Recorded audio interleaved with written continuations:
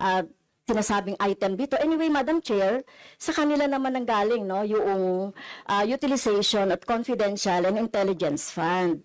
And of course, ito lang naman ang hawak ko din dito, yung notice of disallowance. Kaya gusto talaga nating maintindihan, Madam Chair, kung ang notice of disallowance ay, so syempre, papaliwanag pa nila yan, kung paano, 'di ba? So kailangan malaman din ng taong bayan na sila yung nagbibigay ng pondo para sa operations ng OVP at lahat ng mga agency.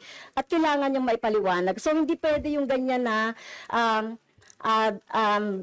yung tactics na ganyan na parang parang sorry for the pusit, na kapag nasusukol na ang pusit ay nagaano ng maitim na tinta. So ayaw natin ng ganun, Madam Chair, kasi yung atin namang pinag-uusapan dito ay budget.